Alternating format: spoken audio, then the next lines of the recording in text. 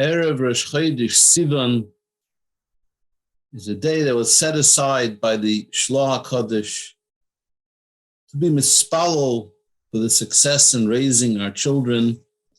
And it's a time of introspection into the challenges of chinuch that we face in our times. We say in the Tefillah, Shabbos, Yom Tov, we ask HaKadosh Baruch Hu, Kadeshenu b'mitzvosecha, sanctify us with your mitzvahs. V'sein chelkenu b'seirasecha, and grant us our portion in Torah, our lot in Torah. These are requests for ruchnius. We end off with Samchenu b'shuasecha, gladden us with your salvation, v'taher libeinu le'ovdecha be'emes, and purify our hearts to serve you in truth. But in middle, we put in another tefillah, sab'enu mituvecha, satiate us with your goodness. And of course, being satisfied, being satiated is very important. But that is a tefillah for gashmias, for the material. How does it fit in between Kadshenu mitzvaysecha v'sein chelkenu b'seirasecha and Samchenu b'shuasecha v'tayar libeinu la'avdecha be'emes? How does this fit in? And I'll tell you a pshat from the Chafetz Chaim that came out with a story, which will be an insight for us today. During World War I, the Chafetz Chaim had a great concern. There were many Jews conscripted into the army, and they're forced to serve. And they might even have to serve on Shabbos. But what are they going to eat? If there isn't kosher food provided for them, they're going to be forced to eat treif. And therefore, he instituted an organization called Kosher Kessel, Kosher Kitchen. And in every city where there were encampments, he asked the local population to open a kosher kitchen to provide the soldiers with food. And kachava. In every city where there was an army base, there was a kosher kitchen, manned by volunteers giving out kosher food. But after a while, the volunteers noticed something, that the Jewish soldiers would come to the kosher kitchen. They would eat.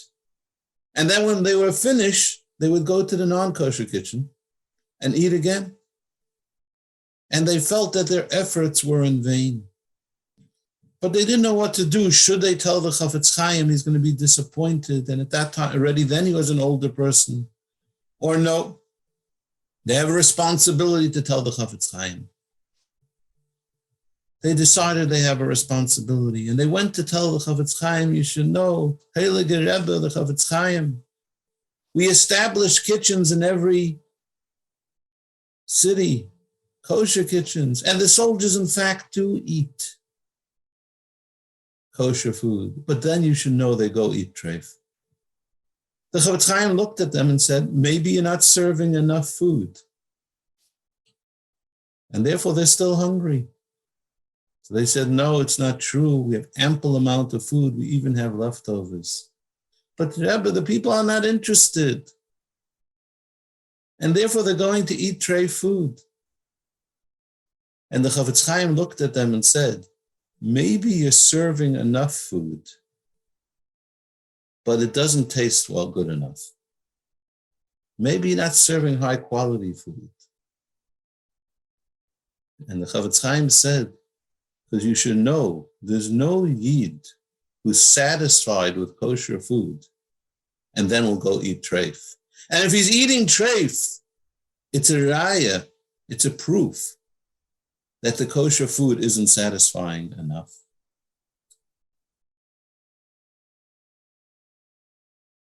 And the Chafetz Chaim said, this is not only true about food, it's true about everything. If you see a Yid does an Aveira, it's because he's not satisfied with his Avodas Hashem. For worry to find Avodas Hashem satisfying, the person would never sin. And the Chafetz Chaim said that's pshat in the tefillah. We say, Kadeshenu b'mitzvosecha, sanctify us with the mitzvahs.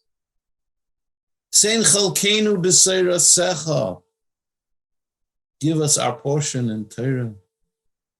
But you should know a person can be sanctified with the mitzvahs, have a portion in Torah. But if that doesn't satisfy them, they're going to do an Aveira. And therefore we add another tefillah. It's a tefillah for Ruchnius. Sab'enu mituvecha. Make sure that we are satisfied with your goodness. The goodness is the Torah and mitzvahs. The mitzvah, we said before, Sab'enu mituvecha. Make sure that we are satisfied with it. Because if we're satisfied with Torah and mitzvahs, we won't seek anything else. Imagine for a moment, you'd go to the Vilna Gaon, Heilige Vilna Gaon, learn Torah around the clock. They say he cried at the end of the year. There were a few minutes he couldn't account for. Now, he wasn't necessarily mevatel Torah in that time, but he couldn't account for those minutes, and that himself made him sad. And you went and told the Vilna Gaon, you should know, I like to sin, I enjoy sinning, because, there's a lot of tanugim, hanos, and olam hazeh. There are a lot of delights and enjoyments of olam hazeh, and I love to partake in them. What do you think the Vilna Gaon would say? We imagine he would scream, shtusim. Or actually, since the Vilna Gaon knew diktuk, he would say, shtuyos. Nonsense. These things are nonsense. That's what you think, but you should know it's not true. The Vilna Gaon, in spite of the fact that he was at such an exalted level, and he cried over a few minutes that he couldn't account for at the end of the year, in Evan Shleima he says that a person has to know, Kol ma sherosha masig be'isser, anything that a rasha attains by doing an Aveira, ha-tzadik, the tzaddik masig b'mitzvah. The tzaddik will attain the same enjoyment via doing a mitzvah, or at least in something which is permissible. In other words, the Vilna Gaon understood that if you leave a person with a sense of emptiness, a sense that they're missing out on something, then they're going to seek Isser. It's only when we understand that any enjoyment, any delight, any pleasure that a rasha attains by doing an Aveira, we can attain by serving HaKadosh Baruch Hu.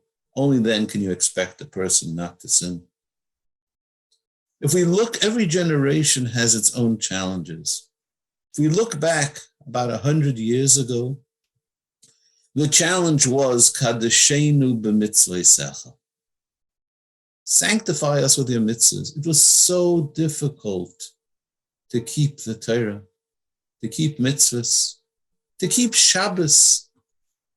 People who try to keep Shabbos lost their job every week, every Friday, and Monday they had to look for a new job. Can't imagine the challenge, the nisayon that it was.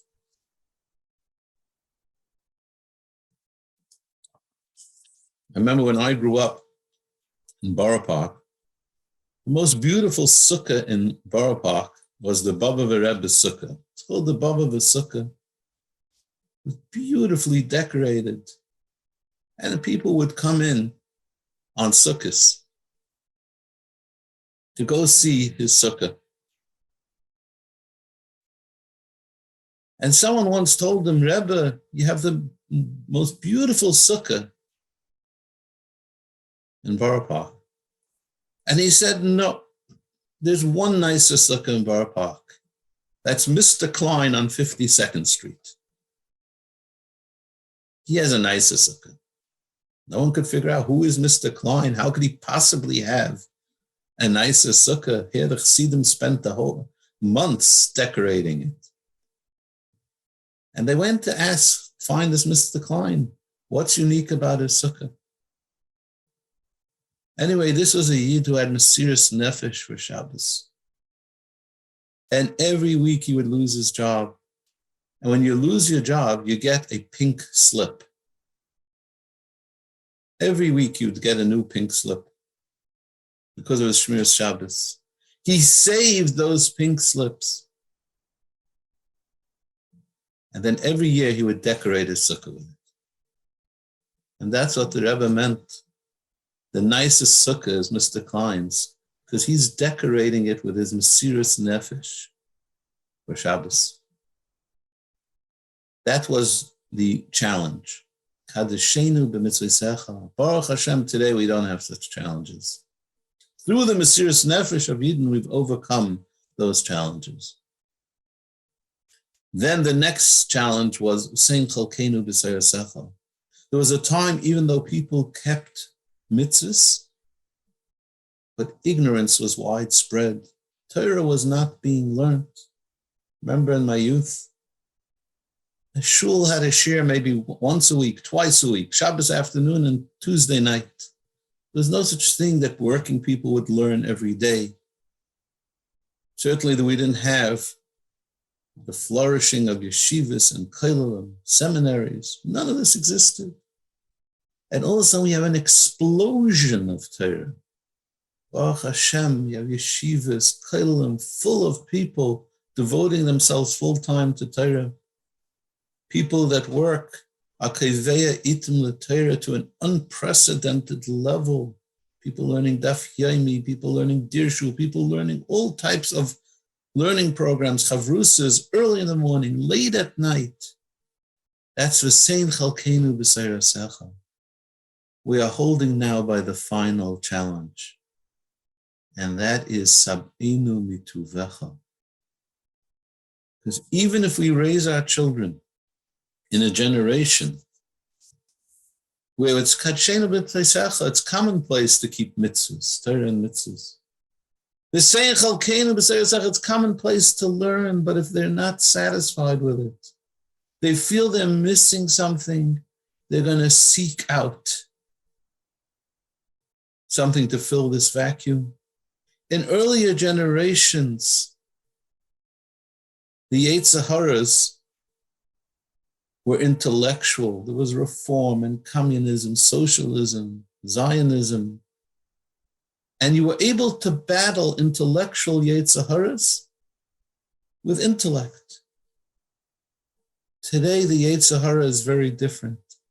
Today's Yetzer Hara is a Yetzer Hara of gashmius, of chumrius, of materialism, superficiality, decadence, and immorality.